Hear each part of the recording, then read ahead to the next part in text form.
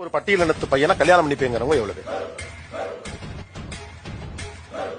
அங்கேயாவது மனசு குறுகுறுத்து போய் அந்த அம்மா முகமே வாடி போச்சு. எனக்கே அவ்வளவுதான் அவ்வளவு சங்கடமா இருக்கு. அங்க அந்த அவங்க சொல்றாங்க அதெல்லாம் மாறிக்கிறதுக்கு சரியா இருந்தாங்க. அந்த டீச்சர் சொல்றாங்க இட் இஸ் ஒர்க்கிங் அவுட் சொல்றாங்க. இப்ப நீங்க யார மாடர்ன் இல்லைன்னு சொல்றீங்க? ஒருத்தர் கூட கை தூக்கலையே, ஒருத்தர் தூக்கல. ஒத்துக்க மாட்டாங்க. கிராமத்தை விட்டு வெளியில வந்துடணும்னு சொல்றீங்களா? ஏன் ஜாதியில இருந்து வெளியில வர மாட்டேங்கிறீங்க? தனிப்பட்ட முடிவா இருக்க முடியாது சார். வீட்டை டிபெண்ட் பண்ணி இருக்கு. இல்லையே, திருமணம் உங்க தனிப்பட்ட முடிவா வேணுங்கிறதானே உங்களுக்கு எல்லாமே உங்களுக்கு. எனக்கு பிடித்த ஒரு வாழ்க்கை அதுதான் சார். டேய், எவன் வீட்டு பெண் பிள்ளைகளையோ கூட்டு வந்து உட்கார வச்சு அங்கே வந்து தலித் பிள்ளைகள் நீங்கள் கட்டிப்பீங்களா அப்படின்னு கேட்குறத விட, உன் வீட்டு பெண் பிள்ளைகளை கூட்டு வந்து உட்கார வச்சு, ஏங்க நான் தான் கோபிநாத், இது என்னுடைய மகங்க, என் மகக்கிட்ட கேட்குறேங்க, அம்மா உனக்கு வந்து தலித் பசங்களை கட்டி விருப்பமா அப்படின்னு கேள்வி கேட்டு ஒரு புரட்சி ஏற்படுத்துறேன். தப்பு கிடையாது. அதே மாதிரி கீ வேர்மன் இருக்கான், அவன் பொண்ணையை கூட்டு வந்து, ஏன்னா இப்போ அவன் கல்யாணம் செட்டில் பண்ணிட்டு இப்போ அவங்க பேத்தி இருப்பாங்கல்ல, அவங்க பேத்திகளை கூட்டு வந்து, அம்மா நாம் வந்து திராவிடம் பற்றி பேசுகிறோம், திராவிடத்தை பற்றி பேசுகிறோம், சாதி ஒழிப்பை பற்றி நம்ம பேசுகிறோம், அதனால் நீங்கள் பட்டியல் சமுதாய பசங்களே கல்யாணம் பண்ணிப்பீங்களா அப்படின்னு அடையாளப்படுத்தி கேளுங்க. அது சிறந்ததாக இருக்கும். அதே மாதிரி சுபா வீரபாண்டியன் இருக்கான், அவன் பேத்திமார்கள் கூட்டு வந்து பாருங்கள், இவங்க வந்து சுபா வீரபாண்டியன் காலங்காலமாக தமிழ் சமுதாயத்தில் சாதி ஒழிப்புன்னு சொல்லி போராடுறாங்க. அதனால் வந்து இவங்க பேத்தியை நான் கேட்குறேன், ஏமா உங்களுக்கு வந்து சாதி ஒழிப்பை பற்றி உங்கள் ஐயா தாத்தா பேசிகிட்டு இருக்காரு, நீங்கள் பட்டியல் சமுதாயத்து பசங்களை மேரேஜ் பண்ணிப்பீங்களா அப்படின்னு கேள்வி கேளுங்க. அது சமுதாயத்தை ஏற்படுத்தும். இப்போ ஸ்டாலினுடைய பேத்தி வேறு யார், இப்போ திருமாவளவன் அவங்க அக்கா தங்கச்சிங்களுடைய பேத்திமாருங்க, அப்புறம் திராவிடத்துக்கு ஒத்தாக இருக்கக்கூடிய முஸ்லீம்கள், குறிப்பாக பார்த்தோன்னா இந்த ஜவஹரியுல்லா அவரெல்லாம் பார்த்தீங்கன்னா போன ஆட்சியில் போராட்டம் பண்ணார்.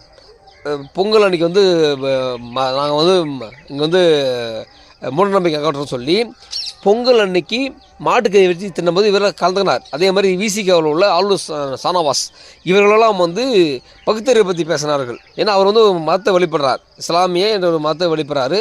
பட் இவரெல்லாம் பார்த்தீங்கன்னா பொங்கல் அன்னைக்கு மாடு வெட்டி கறி தின்னும்போது இந்துக்களுக்கு எதிராக வந்து கலந்துக்கிட்டாங்க. ஸோ இவங்களாம் பகுத்தறிவு பேசுகிறவங்க. இன்னும் சொல்லப்போனால் பெரியார் அவர்களை தந்தை பெரியார் பகலவன் பகுத்தறி பகலன் சொல்பவர்கள். இவங்க வீட்டு பெண்களை கூட்டு வந்து, அம்மா ஆளுநர் சானவாசோடைய தங்கச்சிக்கிறாங்க, ஆளுநர் சாவாசோடைய பொண்ணு இருக்குங்க, அம்மா உங்களுக்கு வந்து பட்டியல் சமுதாய பசங்களை திருமணம் பண்ணுறது உங்களுக்கு சம்மந்தமாக அப்படின்னு அடையாளப்படுத்தி அப்படி கேளுங்க.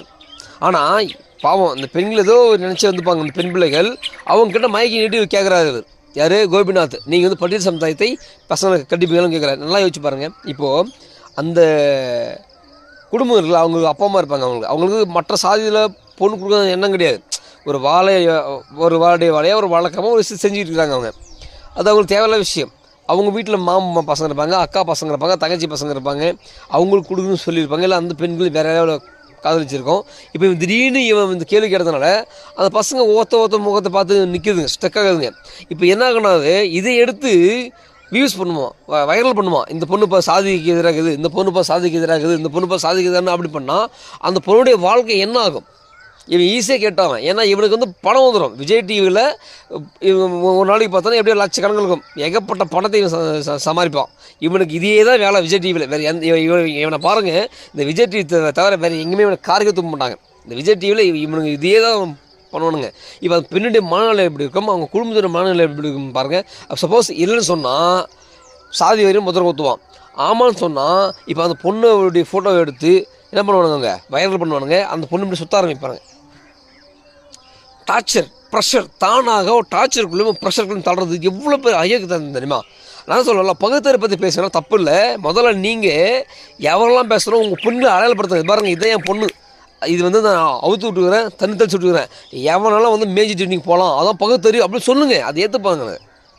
குடும்ப பெண்களை லவ்னு சொல்லி வெளிநாட்டிலாம் பார்த்து சொல்கிறாங்க, எல்லாத்தையும் சொல்கிறாங்க, வெளிநாட்டை பாருங்கள். வெளிநாட்டில் எல்லாரும் அவுத்து அம்மாவா சொல்கிறான்.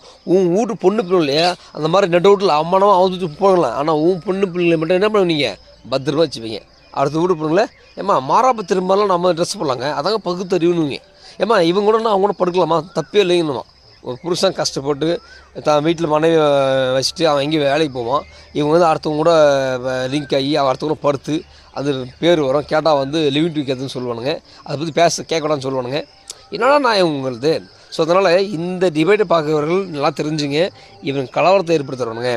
இவன் வீட்டு பெண்களெல்லாம் கட்ட சொல்லி வளர்ப்பானுங்க. புரியுதுங்களா? சாதின்னு சொல்லுவானுங்க. ஏன்னா இவர் வந்து ரெட்டியார் சமுதாயத்தை சேர்ந்தவன்னு நினைக்கிறேன். ஏன்னா அவங்க அப்பா சாகும்போது இந்த பேர் போட்டு தான் பண்ணியிருந்தாங்க. அப்போ இவங்களும் சாதி ஒழிக்க மாட்டானுங்க, இவங்களும் சாதி அடையாளத்தோடு போகிறாங்க, மற்றவர்கள் சாதி ஒழின்னு சொல்லுவானுங்க. ஏன்னா இப்போ 2026 இல்லையா, இந்த 2026 சாதி பற்றி மட்டும்தான் பேசுவாங்க, வேறு எதை பற்றியும் பேச மாட்டாங்க. ஆட்சி திராவிட கழகம் ஆட்சி வரும். திராவிட கழகம் கொத்து கொத்தா பெட்டாலியன் மாதிரி இங்கே வந்து வளர்த்து வச்சுக்கிறானுங்க.